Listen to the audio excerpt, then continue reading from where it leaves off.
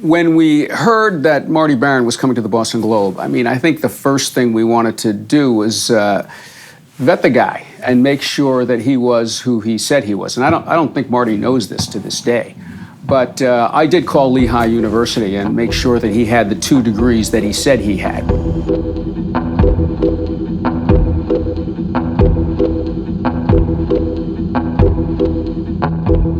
It was sort of like a wariness and a skepticism. How can somebody who doesn't know Boston, doesn't even like the Red Sox, how can someone like that possibly lead a paper?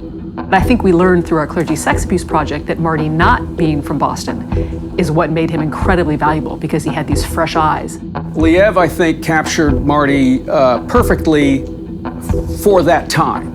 There really is nothing worse than playing someone who's alive.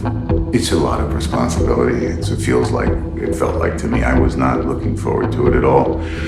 And so I took a train down to Washington, D.C. to meet Marty, and it was one of the most uncomfortable experiences of my life. He's not a backslapper who parades around the newsroom. He is cerebral and a taskmaster in the best way, with high standards. What I identified within him was a kind of actual shyness that I really would have never expected. Marty is very reserved.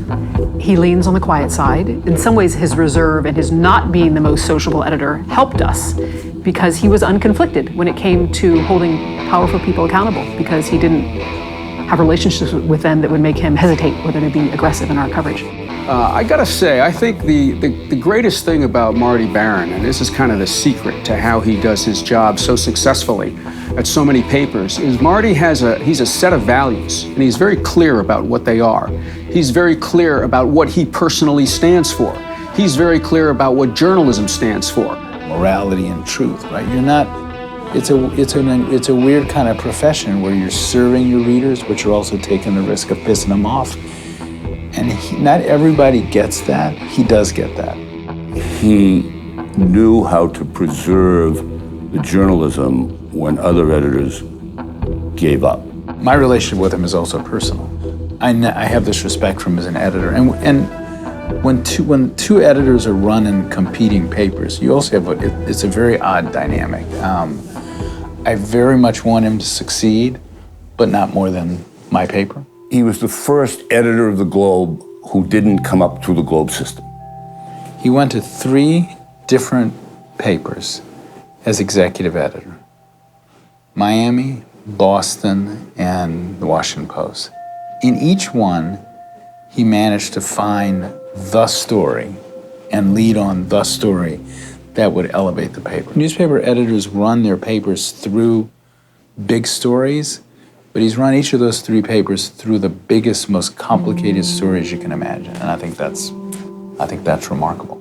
Marty has devoted his life to journalism. And it is his first and enduring love. We have this joke that we're going to retire together. And because we do so much stuff to get panels together and stuff, we're going to make a living doing our shtick on nursing homes. We're going to do weddings, and we're going to do bar mitzvahs. The reporting that the Post has done, along with the New York Times, on Trump has been outstanding in the face of all kinds of obstacles thrown up by Trump himself. Very few people hold their journalists and themselves to the standards that Marty does. It's so important what we think news is these days, or what we believe, or who we trust. We need to find a way to clone him so that every decent newspaper in the country can have a leader who has a vision, who understands the importance of news, who is disinterested in the bottom line, who wants people to be well informed, who wants the powerful to be held accountable, who wants democracy to survive and prosper because people know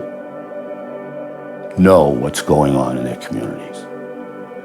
And that's the challenge for the future. And if we can only find leaders of the caliber of Marty Barron, we can get there.